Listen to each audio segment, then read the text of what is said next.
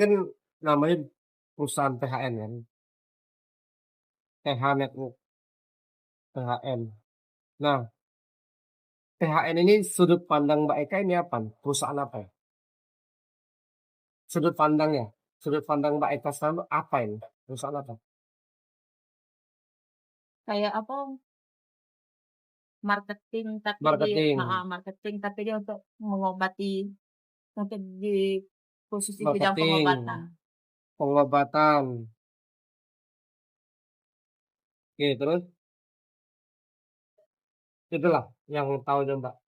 Selain itu, menurut Mbak THN ini apa? Cuma ini Untuk penjualan, misal pengobatan, untuk misalnya untuk kita kayak apa misalnya, untuk bisa hidup lebih maju itu dalam bergabung ke sini. hidup bisa menghidupi lebih maju ya, Iya, bisa merubah hidup ya, bisa berubah hidup.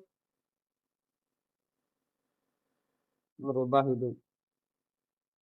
Yang kayak aku jadi sakit jadi sehat gitu nah. Sakit jadi sehat. Heeh, Nah, terus terus bisa merubah kehidupan gitu kan, untuk merubah kehidupan. merubah kehidupannya konteksnya apa nih? Konteksnya dalam segi ekonomi. Ekonomi ya. Berarti merubah ke ekonomi juga, Heeh, untuk mencapai impian. merubah ekonomi. Heeh, mencapai impian. Nah, ini juga untuk pewujud impian ya. Iya.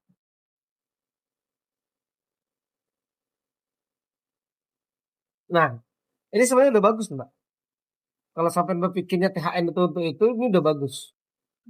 Tapi sampai harus tahu, THN ini biar mewujudkan impian, kalau untuk kesehatan, udah tahu tinggal diminum kan. Heeh, Kalau untuk kesehatan tinggal diminum, pengobatan tinggal kita bantu orang sakit jadi sehat kan. Tapi kalau untuk merubah ekonomi sama impian, sampean harus tahu dulu nih, gimana caranya THN bisa merubah ekonomi sama impian sampean. THN itu dia tidak minta yang lain selain omset. omset. THN kasih omset, dia kasih bonus, betul nggak? Betul. Masukkan uang 2.300.000, sampai dapat 500, betul nggak? Betul. Tambah 150, betul? Betul, tambah 75. Langsung cair, tambah 75. Nah, jadi pertanyaannya, yang sekarang itu sebenarnya, yang di otak kita sebenarnya, bagaimana cara menghasilkan omset ini? Iya. Iya kan? Iya. Nah, omset itu akan didapatkan dari yang namanya aset, Mbak. Omset ini akan dapat ketika ada Aset. aset, betul nggak? Betul. Sawit bisa dipanen karena ada sawitnya. Iya. Walet bisa dipanen karena ada gedung Asetnya. waletnya. Kos-kosan dibayar karena ada kos-kosannya. Iya. Betul nggak? Nah, Betul. kita di THN dapat bonus, di THN dapat bonus karena ada downline-nya. Paham? Ada mitranya. Jadi THN sekali lagi dia cuma butuh omset. Tapi nanti dia kasih bonus. Tapi yang sekarang yang kita pikirkan gimana cara ngejar omsetnya. Tapi bukan kita sendirian yang jualan. Bagaimana caranya? Ini Mbak Eka merekrut A dan merekrut B untuk jadi yang namanya tim. Betul nggak? Seandainya nih di sini ada 100 orang yang di tim A, 100 orang di tim B, ini namanya macam-macam Mbak. Ada Andi, Pulang, segala macam kayak Mbak Putri, ada Yuni, ada Susi segala macam, betul nggak? Betul. Itu sebenarnya itu nama mereka. Itu nama mereka. Tapi sebenarnya adalah ini ada 100 eka.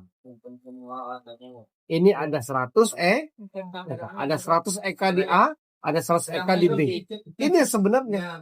Jadi kita membangun aset ini, membangun tim ini karena kita mau buka eka cabang di mana-mana dengan modal 2.300.000 minimal. Paham ya maksudnya? Nah, ini yang harus Mbak Eka pahami.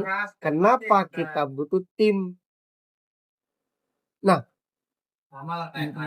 Kita tarik lagi garis besar. Untuk mendapatkan tim supaya mereka fighter, mereka kerja, Mbak Eka butuh ilmu. Betul nggak? Iya.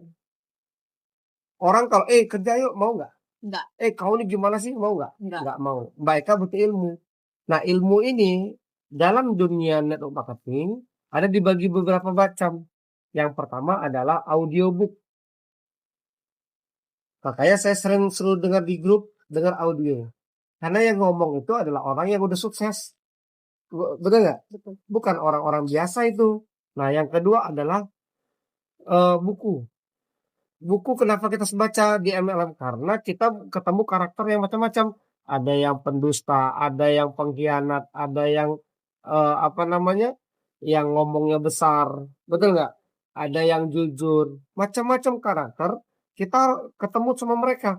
Loh, kalau kita nggak punya ilmu, kita berantem semua sama mereka itu. Betul nggak? Betul. Tapi kita menyiasati bagaimana caranya seluruh karakter tadi kita satukan dengan konsep yang lebih baik. Kita ini kan leader, kalau donanya kurang baik, kita menasehati. Betul nggak? Betul. Nggak mau dinasehati ya sudah, itu karakter dia. Mana yang mau sendiri sama kita nasehati. Nah, terus yang ketiga adalah pertemuan.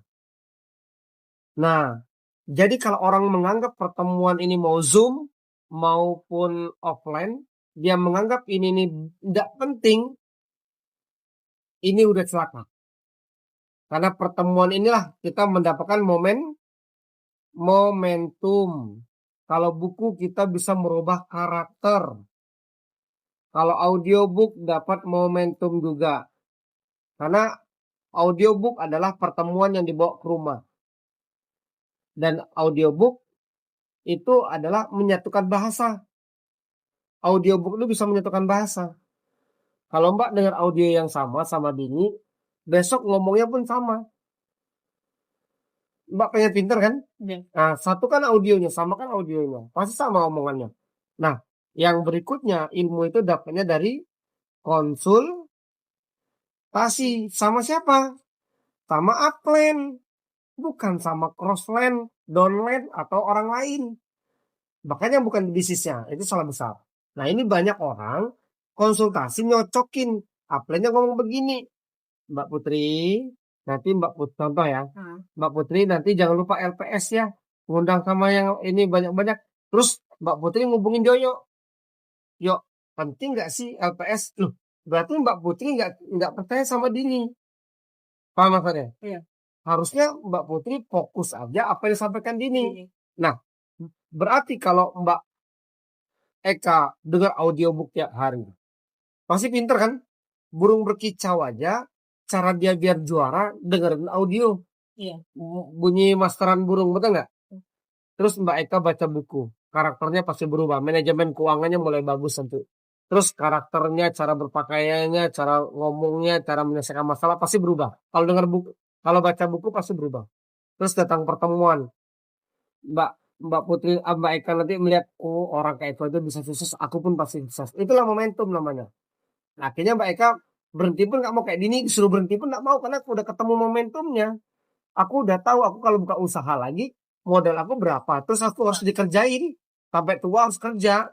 Kalau aku di counter ya sampai tua, sampai rengkos, sampai mati. Nah, sedangkan di sini kita jalankan 3 tahun, 2 tahun, kalau berhasil bertumbuh, mitra kita bertumbuh, kita bisa nikmatin jalan keluar negeri, bisa segala macam, betul nggak? Nah, yang berikutnya konsultasi dan percaya. Kalau konsultasi itu harus percaya. Jangan konsultasi biar aku nampak kayak visible. Padahal konsultasi itu merendahkan hati, memang betul-betul mau ditempa. Kalau kata Dini, Mbak ke kiri ya ke kiri, Mbak ke kanan ya kanan. Karena nggak mungkin Dini mau jatuhkan Mbak. Jatuh grup Mbak, habis kali ini.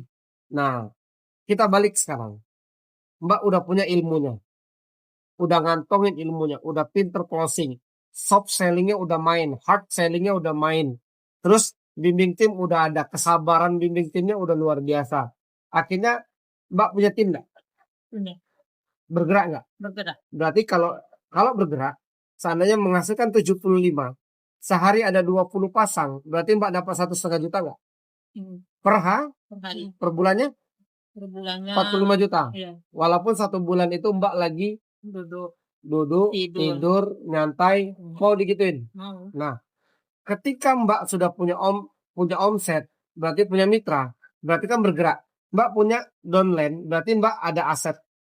Berarti menimbulkan Omset. THN tahunnya ada omset kan? Iya. Maka bonus dibayar. Iya. Selesai. Begitu cara kerja bisnis ini. Inilah cara kerja bisnis multi level marketing atau network marketing. Walaupun perusahaannya apapun, pasti cara kerjanya begini. Jadi dalam perusahaan itu akan mewujudkan marketing, pengobatan, betul nggak? Perubahan hidup, merubah ekonomi, mewujudkan impian. Tapi mereka butuh cara omset didapatkan dari aset itu dapatnya dari downline. Downline itu kalau mau berkembang kita harus punya ilmu. Oke? Paham? Paham. Inilah rumusnya. Nggak ada lain-lain. Jadi kalau Mbak mau acara besok LPS, pastikan timnya, paksakan, ngotot, kayak manapun mereka ikut. Oke?